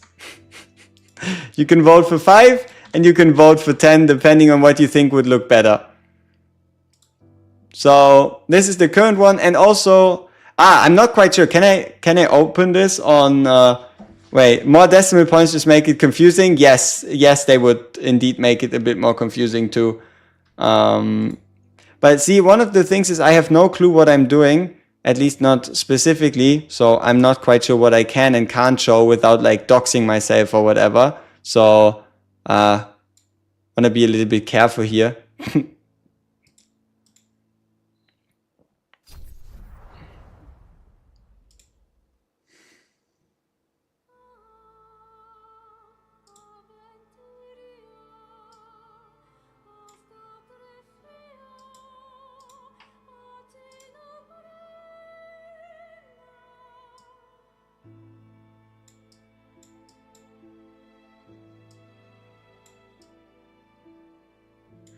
All right, there we go. All right, so this would be mobile view, right? So this is currently the way it would look on mobile, and it's as quote unquote optimized as possible. Nothing like clips out, nothing does anything weird. So this thing would also work on mobile, which is, I think, a good priority because of the fact that this is in fact a mobile game. So yes, we do also have this actually looking decent enough. Even though I guess I have to pay attention a bit here. You see how this like kind of clips out. But yeah, I guess I'll have to fix that. Good enough. Good enough.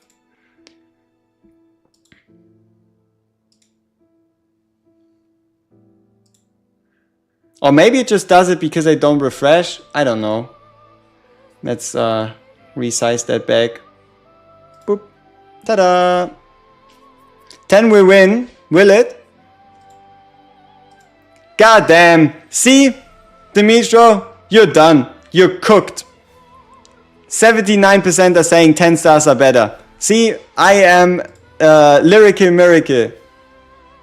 I decided on 10 and 10 is the majority. So good stuff. Alright. Yeah, so this is what we currently have. What I need to find out is teams, right? When I asked around on the Discord and stuff, team building is obviously quite important, but I am not super certain how to implement it. So the way I thought about it is, you know, like my team building videos where we have like, let's say, rainbow team, summoner team, stun team, and the like, that I just apply that here where it's going to show you two teams. Number one, how would that character fit into the rainbow team? And then if they match it, how would they fit into like a summoner team, stun team, basic attack team, or whatever, right? But I'm not quite sure yet how to do the whole team thing. F Bella not in top 5, crazy? You are right, she is currently listed at number 6, but she is in the top 5. It's just because Timeless Aeona is Timeless Aeona. She is in the top 5. It's just that Timeless Aeona is by herself in a different universe. Rather than teams, you could recommend teammates if you don't want to work on every single comp. Yeah, I'm not quite sure how uncomplex or complex I have to do this. I need a way that's smart, and I need a way that doesn't cost me 10 years, right?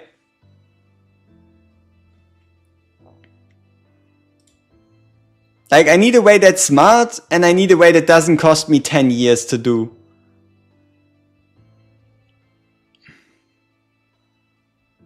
Yeah, exactly. Like, for example, for Timeless Aeona, her team would obviously be the current meta team, so Bella. Like for most teams, it's going to be the same build-up, right? Your team is going to contain a tank, a healer, then probably a support / half moon, and then 2 DPS, right? That's how every team is built at the core. It's just the trouble starts creeping up when you're looking on how to build teams for different game modes, right? So I gotta be honest with you here, rather than rank it for every single unit, yeah, synergy tab, we can do a synergy tab, but what I'm thinking of is rather than ranking it by every single unit, I might be better off just recommending like 3 team comps for each game mode, and then potential replacements for units inside of those teams, right? Like, for example, instead of me having to make 50 different story teams, I would just have the Iona team and then the not Iona team, while also mentioning replacements for units in these teams. And does the heal from the Iona passive work with her when Iona have her own shield?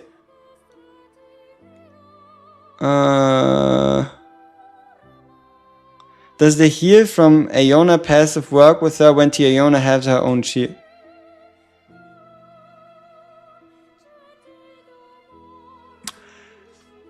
Let's see. Let's think about that.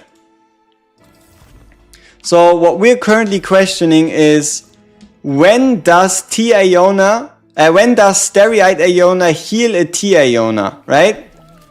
When does this one? Units previously shielded by Stereite Iona gain permanent shield up, received minor and recover HP every attack until their shield breaks.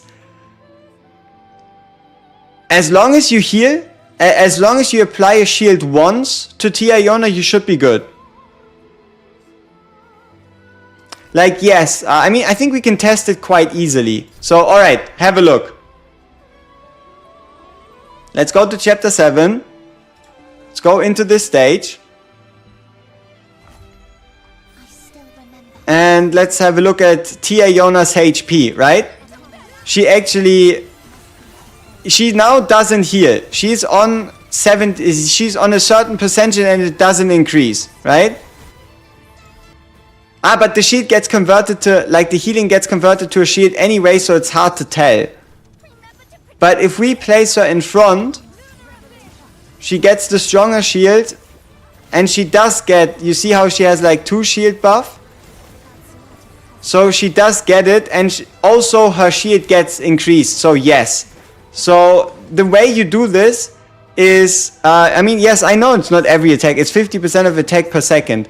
So the way you do this is 2 scenarios. Either you heal your Timeless Aeona, right? Like you either heal your Timeless Aeona, or you can also quote unquote manually trigger it by just using a Stereoid Aeona ult that is going to apply a shield to your Timeless that is then going to trigger the prior shielded healing.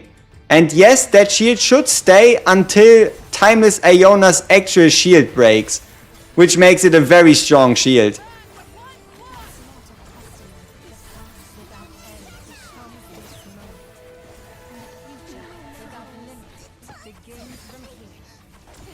But yeah, it should work. Like either you have her in front and that like 50% healing starts instantly, or you have a hit her with the ult and it should also start. Cleaning is...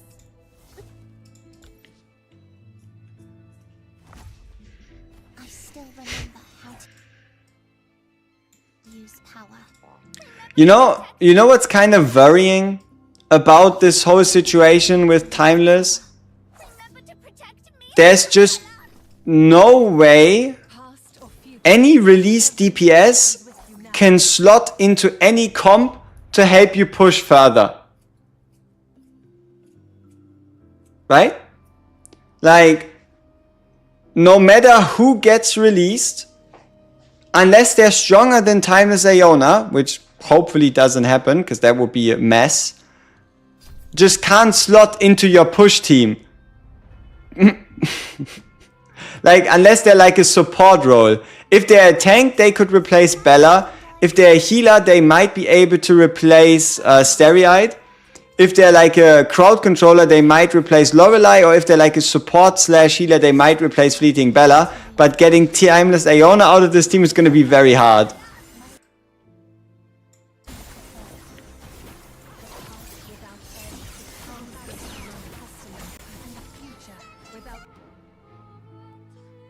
More sleep units? You misuse... I mean, you can still use Lorelei. She's still the very best CC unit in the game. So... just use Lorelei. If you're misusing her, just use her. She's still the best CC unit in the game. At least the most consistent slash highest uptime CC, because you don't have to ult with her to get that CC.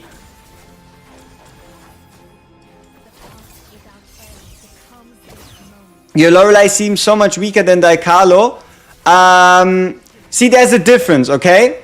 There's a difference between stunning units to make progress and stunning units to stop them from killing you, right? So, the way they work both differently. Daikalo, you have to use her ult, but you can target it and you can stun specific targets. Lorelei has AoE on basic attack, and most of the time she only stuns units that are attacking your tank, right? Because it's like based on distance. Those units are usually the ones closest, and those are then usually the ones that actually get stunned by a Lorelei.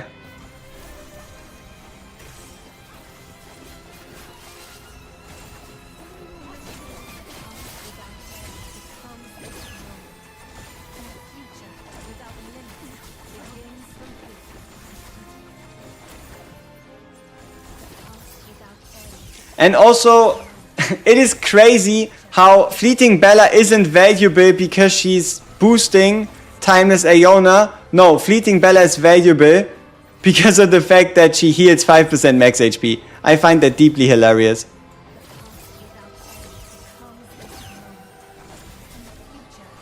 Look at those tiny damage numbers. we're dealing sub 100 damage. I hate these molds. I hate these molds, but we're doing sub 3-digit numbers. I still remember how to use power. Remember to protect me, little Bella.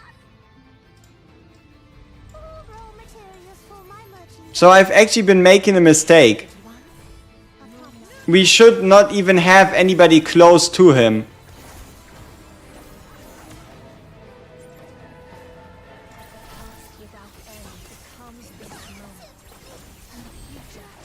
I've been artificially increasing the difficulty on myself.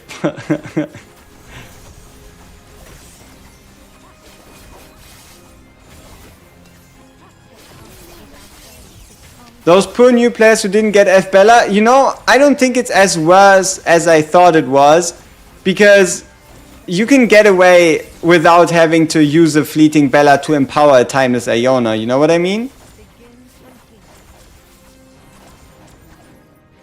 Yeah, I was just making the stage harder for myself than it needed to be. Yeah, see, the good thing is Timeless Iona is so strong that Fleeting Bella is not as important. Unfortunately though, it will be important when it actually comes to doing damage in a boss stage, right? If you're gonna play the stage and it's about do X amount of score to XYZ boss, you're probably not gonna come around using Fleeting Bella to make sure that your Timeless Iona hits even harder, right? You're most likely not gonna be able to find any extra change. Like, yes, you can just run an a cappella, but still, you know?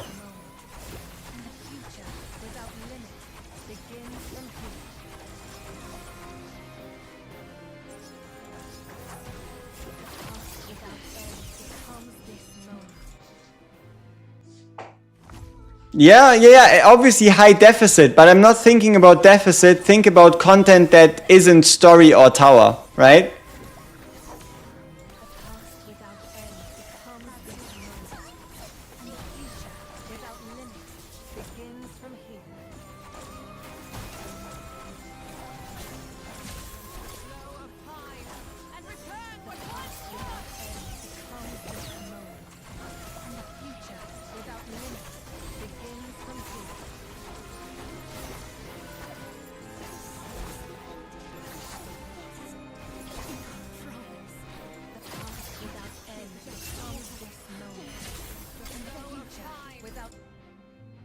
Yep, exactly. Story tunnel vision, because we don't have any events to push at the moment.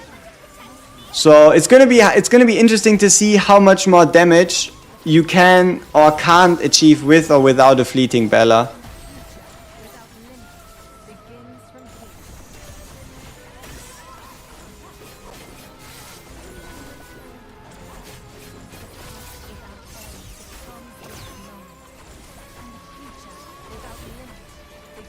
Also, once again, to top it all off,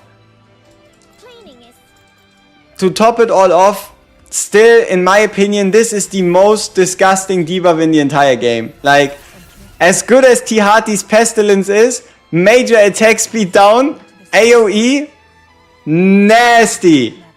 This is so nasty, and it just allows you to push so much further because units just attack half as fast. It is nasty. I'm on 47 with 23% negative. You have all the meta characters. Any suggestions on how to play that board? Keep wiping. I may have to wait till I get more Divine Blood to get the BP break. It depends. I have no idea what exactly happens on 17.8. I could try and look back at it, but it's been a while, you know? Or no, 14.7 again. Wait. Oh, it's the a cappella stage.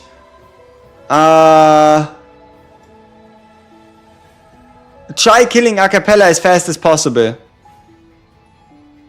I think. Like, I think that was the solution. So, I don't know if that helps, but...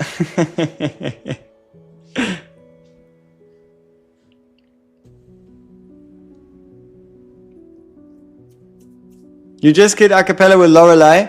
Yeah, or you just push him with the Lamia. But yeah, you focus on killing a cappella as fast as possible. How did you clear the mass stage in chapter 17? Daikalo plus Lorelei. Lorelei sleeps the bottom ones, Daikalo sleeps the top ones. And then you just ult with a Van Helsing or I guess a TA Yona. Summoner team meta when? We need a summoner. We need a summoner. But you know what? Summoners actually do have a bit of a meta right now. And that is the artifact. I think currently probably the second strongest artifact to upgrade should be Silver Shadow Chronometer. And that is because this one Blood Soul recovery makes all the difference in PvP, and it probably will make all the difference in content where you have to kill shit quickly. Like, let's say, Night of the Hunt speedrun challenge. But okay, maybe it's like third priority still. But you know what I mean, right? It's at least impossible to beat someone with a Silver Shadow Chronometer level 5 if you don't have one. Just the two masses, always murder your tier Yona, then split it up to where they hit Fleeting Bella and, I don't know, the Bella instead. Tino plus Bella plus Cisa, your OG goats. Hey, I still remember content, yeah, I still remember so fondly pushing content with Bella Cisia in one team. Like the Bella Cisia, Lamia, Daikalo, Steroid Aeona team, where you would open up by dropping the Bella ult. No, you would start with Acapella, then drop the Bella ult, and then activate Cisia, and she would just AoE annihilate everything. Obviously not to the same degree as a Tia Aeona, but at the time, shit was scary.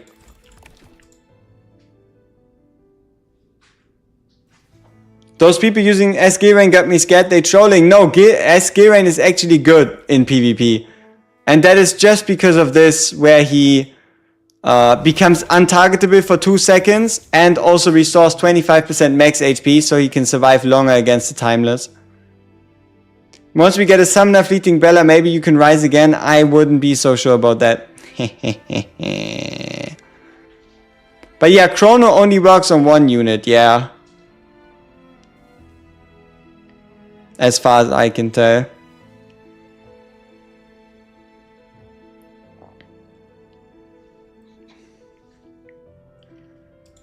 Yeah, like current PvP is stupid. Current PvP makes tanks basically useless, yes. It's a funny time. Blue Dawn! Shit.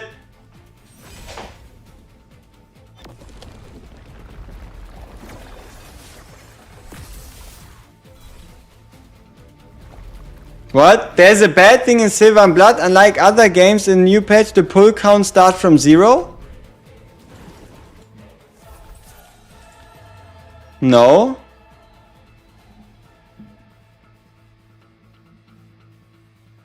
Like, nowhere does the pull count start from 0. There's no reset to your pull count. Like, you have your pity counter for Blue Dawns. You have your pity counter for the Ancestral banner, which swaps between Ancestry banner. You have the pity counter for the limited banners, which stays between limited banners. Or is you talking about like a summoning achievement, where you get like rewards for summoning and that one doesn't reset between patches? You changed the positioning? Nice. Pity transfers, it says it in the details. Exactly.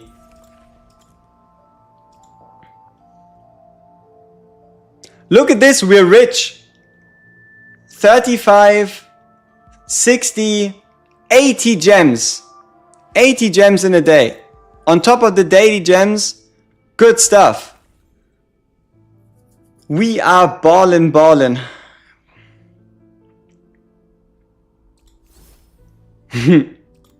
My Timeless Aeona message board. I remember you, Heavily ignored. a drifter from some.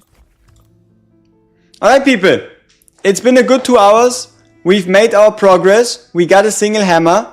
Tomorrow's another day. tomorrow we'll do our dailies first, and then we'll go live again once Night at the Hunt starts. And yeah. Is it confirmed Chrono works with 1 unit if 2 units equipped in the same team? Yes, it only works for 1. Do we not have a income per patch calculation for this game? Oh wait, every game I ever played, I always choose necromancy type of class, so we all get some necromancers. We have summoners instead of necromancers, but we should, right? Day 1 for my free-to-play already cleared stage 8. Yes, crazy stuff. So, like an income per patch calculation would be like 50. I don't know. Depending on if you count free puts and stuff, but like just without considering like any story and stuff, we have like a 50 to like 60 pull per patch income, maybe. I don't know. It's pretty high. But no, I don't think anybody has done the math yet on how much you get for dailies, how much you get for PvP placements, how much you get for clan hunt. I don't think anybody has done those calculations yet.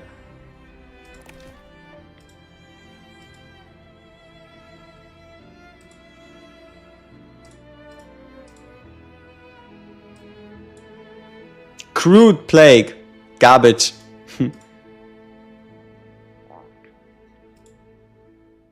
I just stick with my Twilight Viscount frame.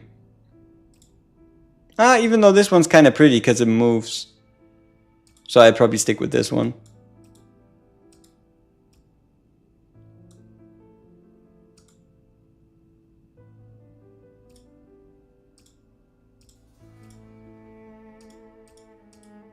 You know, this frame is gonna be the true flex. Spirit Siphon Tier 3 Cyrene. At least for now. This one's gonna be the true flex. Alright people. Thank you all so much for tuning in. Buff Clive and Clive Jr. for the win. Free Bella. Thank you all so much for tuning in. It's been an absolute pleasure. And as always, we see each other in the next one, which is tomorrow. Bye bye.